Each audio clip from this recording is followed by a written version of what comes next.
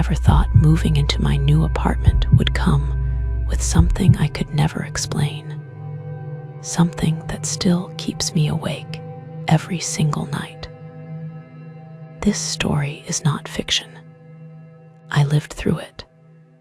And even today, years later, I'm still haunted by what happened. It all started when I moved into a small one-bedroom unit in an old brick building in the city. Rent was cheap, which made sense. The place was built in the late 1950s, and the paint on the hallways peeled like old skin. Still, it felt cozy enough, and I was just relieved to finally have a space of my own. From the first night, I noticed something strange. At exactly 2:17 a.m., I heard the sound of footsteps above me. Slow, heavy, deliberate. At first, I thought nothing of it. After all, people stay up late. Maybe my upstairs neighbor was restless. But the problem was, there wasn't supposed to be anyone living above me. My apartment was on the top floor. The apartment above me was actually just an old, unused storage attic that the landlord had told me was sealed shut. I tried to ignore it, telling myself it was probably the pipes, or maybe the building settling. But every night, the footsteps returned. Always at 2:17. Always the same slow, dragging pace. One night, I gathered the courage to go into the hallway and look up at the ceiling. Nothing. Just the faded plaster and the faint buzz of the flickering hallway light. I laughed nervously at myself and went back inside. But deep down, I knew something was wrong. Weeks passed, and things escalated. I began waking up to the sound of my closet door creaking open on its own. I would shut it before bed, only to find it ajar in the morning. My phone would slide slightly on the nightstand while I slept, as if someone had nudged it. The footsteps above me grew louder. Sometimes they would break into a frantic run, and other times they would stop directly above my bed, where I lay frozen in the dark. I told my landlord about it, but he only gave me a long, tired look and said, "Don't go poking around where you don't belong." That was when the nightmares began. Every night, I dreamed of the same thing.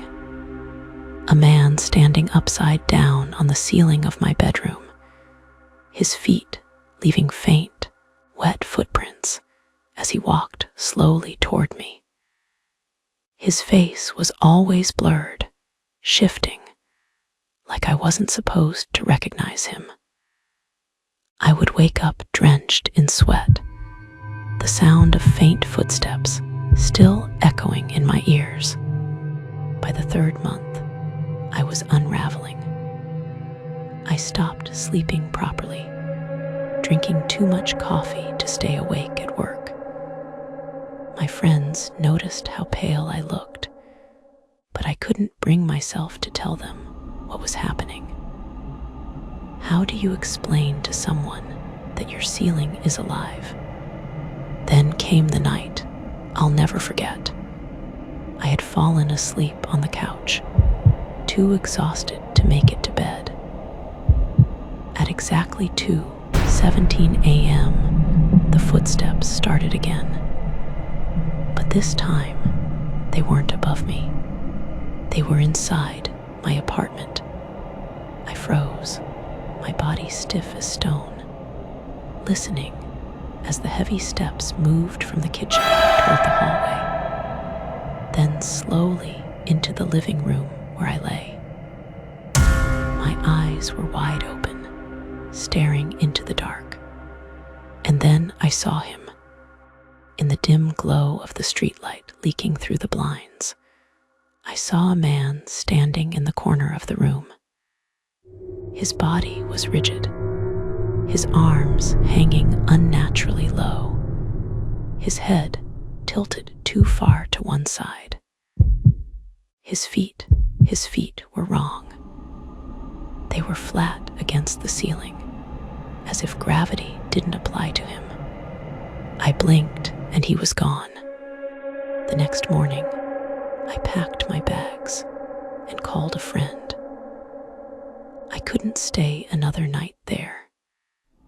But before I left, I decided to climb up the narrow maintenance ladder in the hallway that led to the attic above my unit.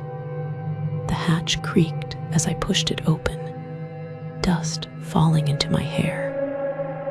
The air up there was heavy, stale, as though no one had been there for decades.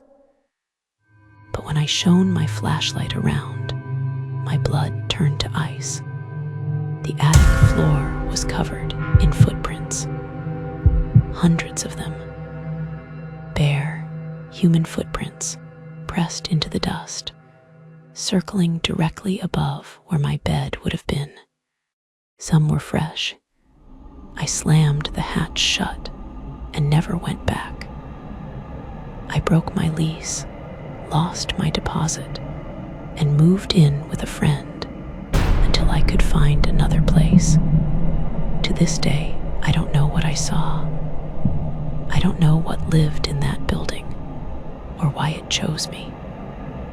But sometimes, when I'm alone at night, I still wake up at 2:17 a.m., certain that if I look up at the ceiling, I'll see wet footprints forming one by one. And I never, ever sleep facing up anymore.